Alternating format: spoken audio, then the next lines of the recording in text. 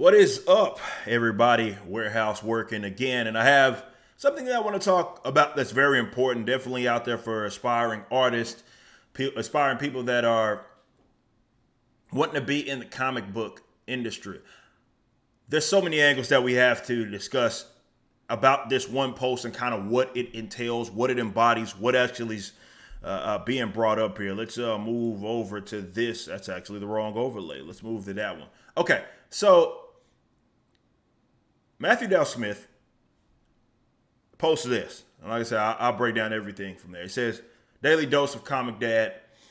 Listen, no one gets rich and famous making comic books. You need to know that going in. At best, you're known to a small group of people and make enough money to keep a roof over your head. But better than that, you can make some things you're proud of. And then he acknowledges, and yes, a handful of people have made money making comics, and that's great. There's even a handful of people who are at least mildly famous to the world outside of comics. I do think that those things are exceptionally rare, and you really can't expect that, just saying. The fame thing is, I don't think that anybody, I don't want to say should. I'm not going to tell you what you should or shouldn't do, I guess, in that regards, but fame, let's say, is not something that often goes hand in hand with being rich. I think rich and famous they're not synonymous terms, and I think most people would agree certainly with that. Yes, there are, of course, rich, famous people. A lot of famous people are rich, yes. But when you're going into something that is art-oriented, definitely as something like a comic book, generally, if you give people something it is that they want, they're going to know who you are, but sometimes they're not, right? Because the story is so hyper-emphasized. I say this all the time about how, hey, if you make comics or you're into comics, depending on, let's say if you're a writer or artist, which I think more so is what he's referring to, people, if you're known, it's going to be for one or two reasons in this day and age. It's because, one, something was so good that people wanted to look into who actually did it, or something was so bad that people wanted to look into, let's say, who did it. But this is, I'm going to make it about myself for sure, because I think it's important to what it is that we did. I want to dispel the myth that you can't get rich off of this. So many folks have facilitated in the industry. They've been so overly protective of like how the old guard does things, the old way of comic books, business even. I've said that it's archaic. I said the motto is not updated for the getting with the times. It's not updated at all. In fact, it's very archaic. And, these folks who act like they're so pro-worker and so pro all of this, these leftists, are so protective of that part of the industry. Though it is an industry that has facilitated this line of thinking. So there is some truth in what it is that he's saying, but that's a problem of the creatives in a lot of sense, and even how the business operates, in that they still protect that. These people aren't making a lot of money off of their material because of the industry that you guys have allowed to manifest, okay? And that is one that has left its artists broke, that have left its writers broke, and that's y'all's fault, right? That is y'all's fault. As people still continue to protect us because they don't like folks like myself. I am, what you're seeing right now with the Riververse, I've made more money with that. Though, yes, to be fair, I've been very, let's say, I've had my wealth over the years, right? And I didn't need to create a comic book company to do it. However, obviously with 3.3 million, this is the most expensive project that I've been a part of. Okay, I spent my most, when you talk about hundreds of thousands that I spent to throw into it in the first place, for us to reap the benefits that we're reaping already is a testament, yes, to our supporters and how thirsty and thriving this industry is, but also in the fact that, well, there's a lot of money to be made here. A lot. And you see how much 3.3 goes in on $3.4 million where ISOM number one is. You'd think that a lot of these current pros will look to that, and some of them have, right? Kevin Grievous, big shout out to the OG there, made a great post today talking about, yesterday was the last night. Matter of fact, let me see if I can go find that certainly for you guys. Kevin Grievous, him and I are friends, man. We talk behind the scenes. In fact, I'll give some of that information away later as far as what that entails. But he is such a great dude. He's Blue Marvel creator, for you guys that don't know. And this is what he said. Let me go to here. Man, I got to get my stream deck back here. But look at what he said. He says, there's no other way to say it. Eric D. July represents the ultimate manifestation of creative success at work. How many other singular comic creatives have matched this monetary milestone for their first time at bat? It's something to be emulated. And that's what I love about what it is he said. And this is not about me.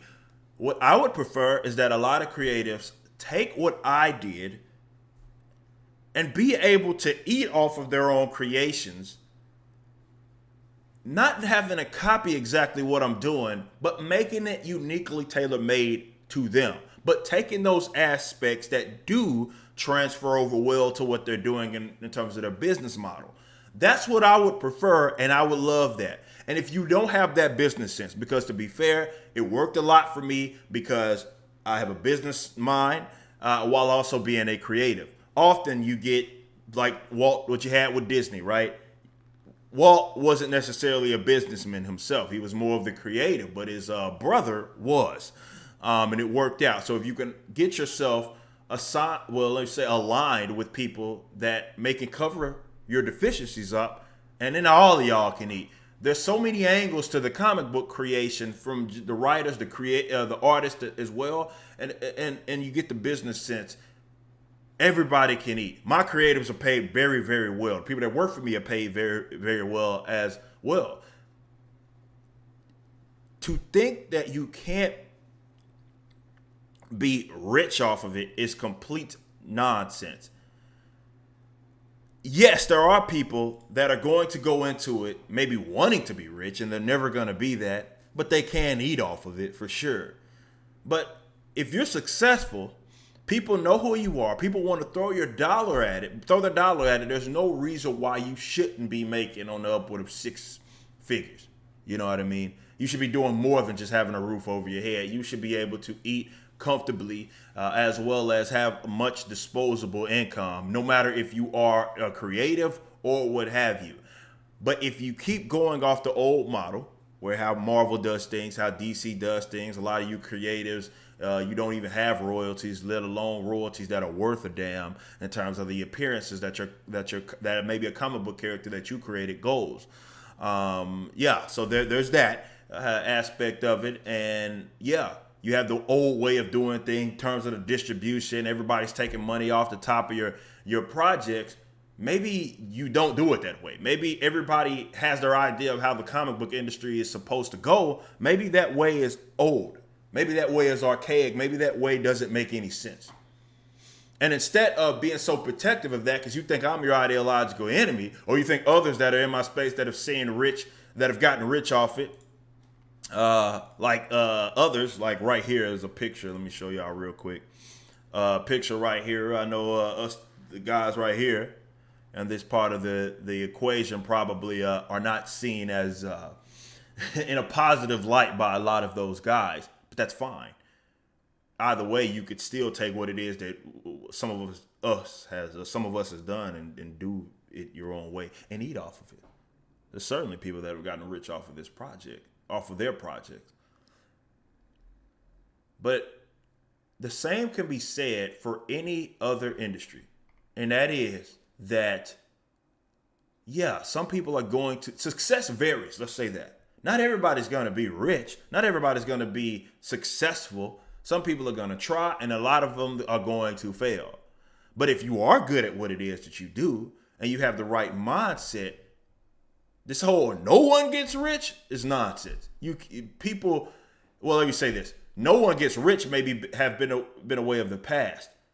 But that's a way that got the industry in the position that it is, where a lot of y'all are left broke.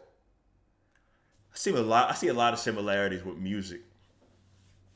A lot of it where people think, well, if you're not like some mainstream artist, it's just for the art. You'll never be rich. You know, it's just the way, and everybody brags. I see this on metal bands metalcore bands where people would literally brag as if that's something to brag about quitting their jobs, going on the road, and getting paid pennies in terms of their guarantee to perform in front of 8 people. And they think that that's a good business decision because they look at it like, well, this is just part of the grind, the starving artists. And I looked at it like, y'all are retarded.